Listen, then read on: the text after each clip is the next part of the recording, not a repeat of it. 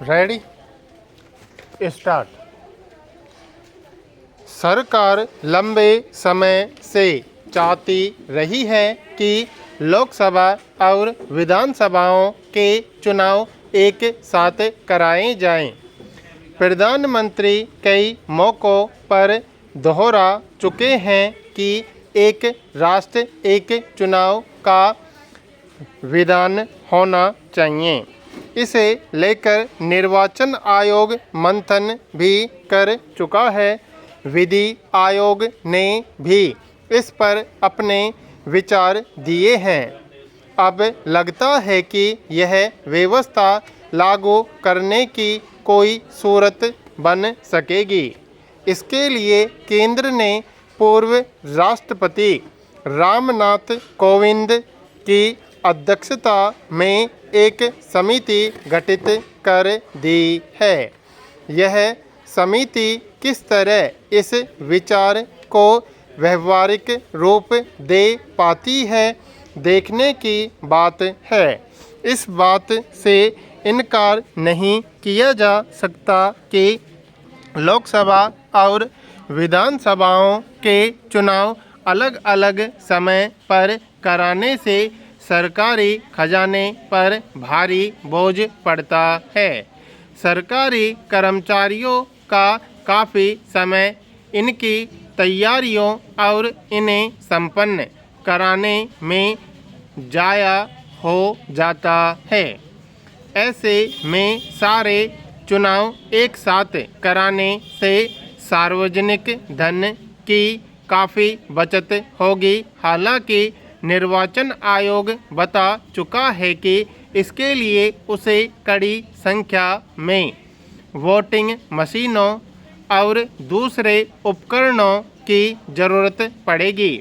मगर अलग अलग चुनावों पर आने वाले खर्च की तुलना में इन संसाधनों को जुटाना कोई बड़ा काम नहीं माना जा सकता।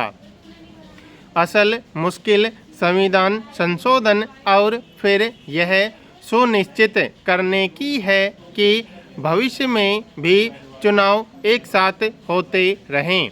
इसका क्या विधान होगा, यह एक जटिल काम है। पैरा आज़ादी के शुरुआती वर्षों में लोकसभा और विधानसभाओं के चुनाव एक साथ ही हुआ करते थे, मगर करीब 20 वर्षों बाद कुछ विधानसभाएं और फिर लोकसभा अपना तय कार्यकाल पूरा नहीं कर पाई, जिसके चलते वह चक्र टूट गया और फिर टूटता ही गया।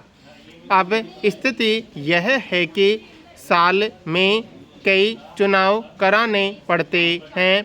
इस तरह चुनावों का मौसम कई बार साल भर बना रहता है। इससे राजनीतिक दलों के नेताओं को अपना काफ़ी वक्त इसमें देना पड़ता है। निर्वाचन आयोग को भी पूरे समय अपना ध्यान कहीं न कहीं चुनाव की तैयारियों पर लगाए रखना पड़ता है। सुरक्षा बलों और सरकारी कर्मचारियों को अपने नियमित कामकाज छोड़कर इनमें शामिल होना पड़ता है। चुनाव खर्च का बजट लगातार बढ़ता गया है। इस पर काबू पाना निश्चित रूप से अच्छा विचार है, मगर इसके लिए कई विधानसभाओं और कार्यकाल में कटौती और कई के कार्यकाल में विस्तार करना आसान नहीं होगा। जिन विधानसभाओं के चुनाव कुछ समय पहले ही हुए हैं और उनका कार्यकाल 3 साल से अधिक है, उन्हें यह फैसला स्वीकार्य नहीं होगा। फिर यह संवैधानिक प्रावधान का उल्लंघन होगा। पैरा एक साथ चुनाव कराने की व्यवस्था लागू होने के बाद फिर भी यह सवाल बना रहेगा कि अगर आगे कभी लोकसभा या कोई विधानसभा अपना कार्यकाल पूरा नहीं कर पाती, बीच में ही सरकार गिर जाती है, तो उस स्थिति में क्या होगा? ऐसे में मध्यावधि चुनाव के बजाय क्या तब तक वैकल्पिक व्यवस्था लागू रखी जाएगी जब तक कि अगले चुनाव का समय नहीं आ जाता। ऐसे नियम बनाने से पूरी शासन प्रणाली गड़बड़ा सकती है। इसलिए केंद्र सरकार की ताज़ा पहल पर विपक्षी दलों का कहना है कि अगर यह व्यवस्था लागू होती है तो पूरा संघीय ढांचा ही खतरे में पड़ सकता है।